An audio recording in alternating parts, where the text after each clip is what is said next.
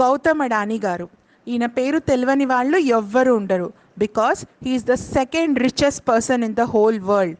And also ఈ ఏరియాలో తను రెన్యూవబుల్ ఎనర్జీ రీకన్స్ట్రక్షన్ చేసే వెంచర్ని స్టార్ట్ చేసే ముందు ఈ ఏరియాలో అసలు ఎలాంటి డెవలప్మెంట్ లేదు.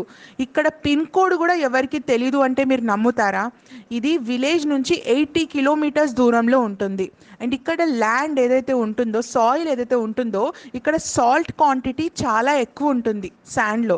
దట్ ఈస్ ద రీజన్ ఇక్కడ ఎలాంటి హ్యాబిటేషన్ కానీ యానిమల్స్ ప్లాంట్స్ ఉండడానికి అనుకూలంగా ఉండదు. బట్ ఈ ఏరియాలో సెకండ్ బెస్ట్ సోలార్ రేడియేషన్ వస్తుంది మన కంట్రీలో ఆఫ్టర్ లద్దాఖ్. అండ్ ఇక్కడ విండ్ స్పీడ్ కూడా 5 టైమ్స్ ఉంటుంది. నార్మల్గా ప్లేన్లో ఉండే స్పీడ్ కంటే విండ్ స్పీడ్ ఇక్కడ 5 టైమ్స్ ఉంటుంది.